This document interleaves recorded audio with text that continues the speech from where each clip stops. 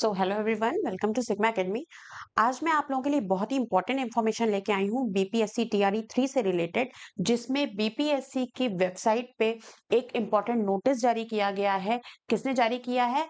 वैद्यनाथ प्रसाद यादव जी ने, जो कि एक क्या है, माध्यमिक शिक्षा के निदेशक हैं। उन्होंने सभी जिला शिक्षा पदाधिकारियों को सूचित करते हुए कुछ कहा है। तो उस पे विषय क्या लिखा हुआ है कि माध्यमिक मतलब 9 टू 10th क्लास और उच्च माध्यमिक मतलब 11 टू 12th विद्यालयों के स्थानीय निकाय के शिक्षकों द्वारा बिहार लोक सेवा आयोग के विज्ञापन 26/2023 मतलब प्रथम चरण टीआरई 1 एवं विज्ञापन संख्या 27/2023 द्वितीय चरण मतलब टीआरई 2 के तहत नियुक्त होने के पश्चात उत्पन्न रिक्त स्थान के साथ टीआरई 1 और टीआरई 2 के तहत रिक्त विद्यालय अध्यापकों की संख्या को जोड़ते हुए बैकलॉग की गणना कर टीआरई 3 हेतु आरक्षण समाशोधन करने के संबंध में। तो इसमें दो तरीके की जानकारी आप लोगों को दी गई है इस नोटिस में।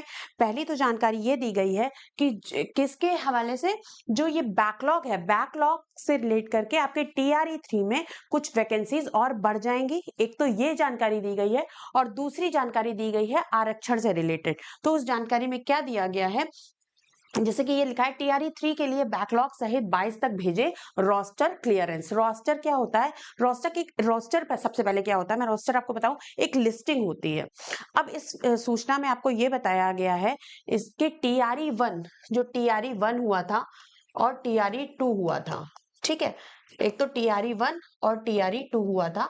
उसके पहले भी जो विद्यालय में टीचर्स थे ऑलरेडी, उसमें जो 2018-19 से पहले बीपीएससी टीआरई से जिनका वो हुई थी, नियुक्ति हुई थी, उन लोगों में से कुछ ने क्या किया, टीआरई 1 का एग्जाम दिया, टीआरई 2 का एग्जाम दिया। तो वहां से वो क्या किया, वहां से उन्होंने हट के यहाँ पर अपना सिलेक्शन ले लिया।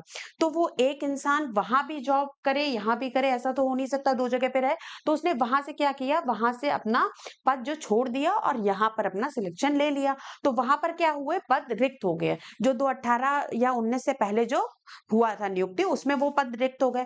अब 2000 ये जो टीआरई 1 और टीआरई 2 हुआ, उसमें भी क्या हुआ, कुछ कुछ पद कैसे रिक्त हो गए कि कुछ लोगों को क्या हुआ कि सही नहीं पाया गया, मतलब उस युक्त नहीं पाया गया, और कुछ लोगों ने क्या किया, छोड़ दिया, है ना। कुछ लोगों ने सिलेक्शन हुआ लेकिन लिया नहीं। तो इस तरीके से वो वाली वैकेंसी और इन दोनों से रिलेटेड वैकेंसी क्या हुई, काफी सारी क्या हो गई, वैकेंसीज आ गई। तो इन वैकेंसीज को जोड़कर जो टीआरई 3 आ रहा है उसमें शामिल कर लिया गया। तो इस तरीके से आपकी वैकेंसीज 6 टू 8th क्लास में भी बहुत बढ़ गई, ठीक है।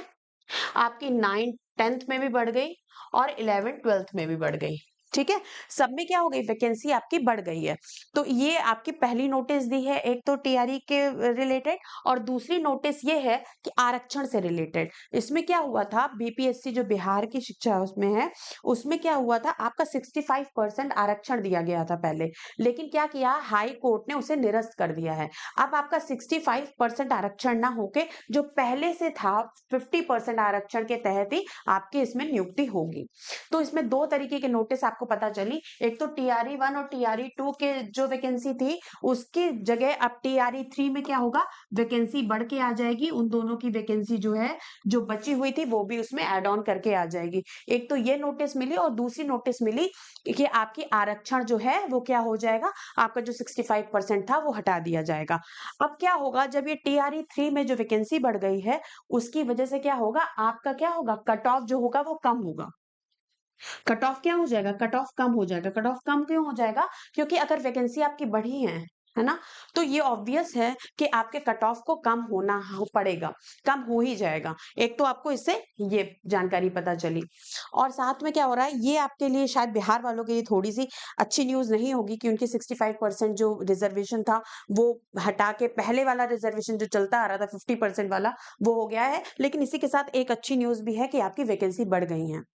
तो इसी तरीके की और इन्फॉर्मेशन जानने के लिए हमारे चैनल सिग्मा एकेडमी से जुड़े रहें, हमारे चैनल को सब्सक्राइब करें और शेयर करें। Thank you. इसी तरीके से अगली इन्फॉर्मेशन के साथ हम फिर आपसे मिलेंगे। धन्यवाद।